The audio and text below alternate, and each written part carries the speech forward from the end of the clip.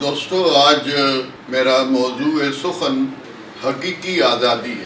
آزادی بس آزادی ہوتی ہے، اس آزادی کے کچھ ادارے ہوتے ہیں، اس آزادی میں ایک قوم شرکت کرتی ہے اور وہ آزادی کسی شکنجے سے آزادی ہوتی ہے، مثلا انگریزوں سے آزادی، ہندوؤں کے تسلط سے آزادی۔ یہ جو موجودہ آزادی ہے، یہ 14 اگست جس کا ہم جشن مناتے ہیں، اس آزادی کے 70 71 72 سالوں میں اس قوم نے بہت زیادہ سفر طے کر دیا ہے۔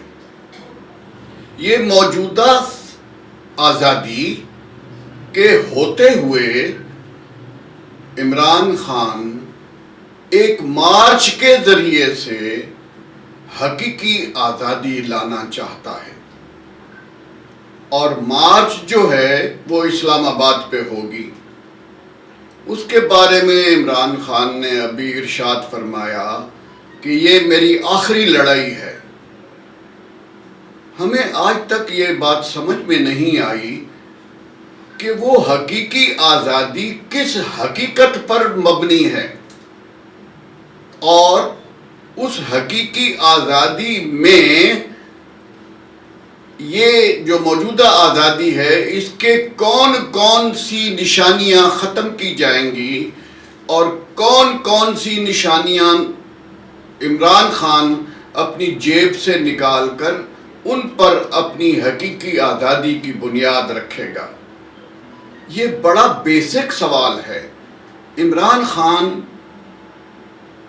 مجتہد صحیح، مفتی صحیح، دانشور صحیح، دنیا کا عظیم ترین سیاستدان صحیح، کھلاڑی صحیح، سیاست کو کھیل بناتا ہے اور کھیل کو سیاست بناتا ہے، یہ ساری باتیں میں تسلیم کر رہا ہوں، لیکن میں ایک سیاست کا طالب علم ہوں اور ایک بہت بڑے سیاستدان سے یہ سیاست سیکھنا چاہتا ہوں اور پوچھنا چاہتا ہوں اس کو، اس استاد سمجھ کر کہ وہ ہر بات پر پردے ڈال کر سسپینس پیدا کیوں کرتا ہے۔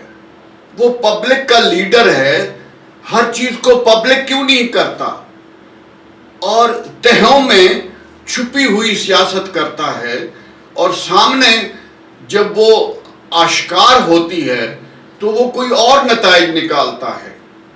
میں صرف یہ کہتا ہوں کہ کھلی سیاست، عام سیاست جس میں پبلک کو بیچ میں کانفیڈنس میں لیا جائے، لیکن بناوٹی سیاست، جعلی سیاست، اور سوری میں یہ بات کہہ رہا ہوں، کوئی ایسا شخص تاریخ میں مقام پیدا نہیں کر سکتا جو سیاست کو ہتھیار بنا لے اپنی ذات کے لیے۔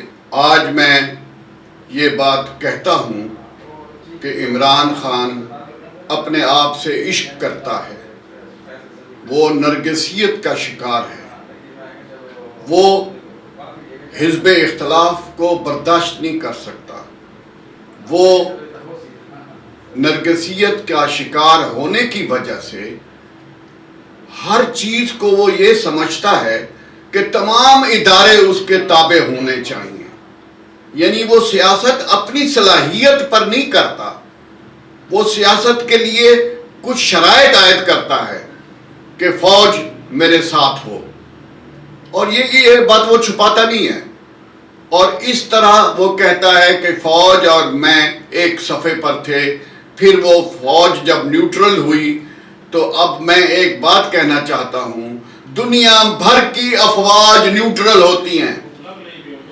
تمام قومی ادارے نیوٹرل ہوتے ہیں، عدلیہ نیوٹرل ہوتی ہے۔ وہ چاہتا ہے کہ چیف جسٹس میرا اپنا پسندیدہ ہو، فوج کا سربراہ میرا پسندیدہ ہو، تو تب وہ حقیقی آزادی حاصل ہوگی۔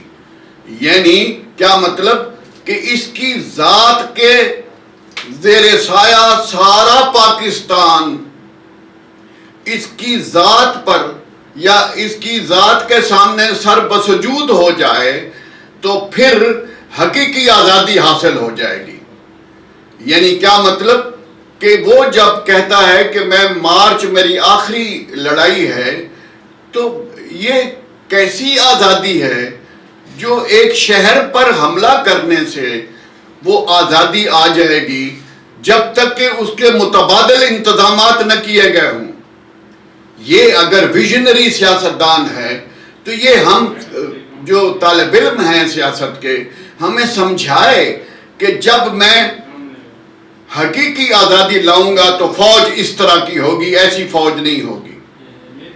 تو تب عدلیہ اس طرح کی ہوگی، ایسی عدلیہ نہیں ہوگی. یعنی جو موجودہ سیاست کے ادارے ہیں وہ سارے میں تبدیل کر دوں گا اور نئے اداروں کی بنیاد رکھوں گا. نئی پارلیمنٹ ہوگی. یہ پارلیمنٹ تو وہ کہتا ہے ڈاکوؤں کی پارلیمنٹ ہے. تو وہ پارلیمنٹ کیسے آئے گی، کس طرح الیکٹ کی جائے گی، وہ کون سے صفحے پر پاؤں رکھ کر وہ پارلیمنٹ وجود میں آئے گی کہ وہ حقیقی آزادی کی طرف جائے. حقیقی آزادی عمران خان کے ارد گرد گھومے گی. حقیقی آزادی ایک فرد پاکستان ہوگا، ایک فرد ہمارا مستقبل ہوگا، ایک فرد تمام پاکستان کو اپنے تابع کر کے حقیقی آزادی لائے گا. ہم جو آزادی سمجھتے ہیں وہ اجتماعی آزادی ہوتی ہے. ہم جو آزادی سمجھتے ہیں وہ تمام قومی ادارے نیوٹرل ہوں گے اور کوئی ادارہ سیاسی پارٹیوں کے تابع نہیں ہوگا. ہم یہ سمجھتے ہیں کہ انتظامیہ انڈیپینڈنٹ ہوگی، آزاد ہوگی. انتظامیہ بھی کسی ایک آدمی یا ایک پارٹی کے تابع نہیں ہوگی. ہم تو آزادی کو یہ سمجھتے ہیں. اب نہ معلوم وہ حقیقی آزادی کیا ہے، کیونکہ یہ راز آج تک عمران خان نے اس کا انکشاف نہیں کیا کہ وہ حقیقی آزادی کون سی ہے اور اس حقیقی آزادی کی کون سی حقیقت ہے جو ایک خیالی آزادی کو حقیقی آزادی میں بدلے گی. Thank you very much.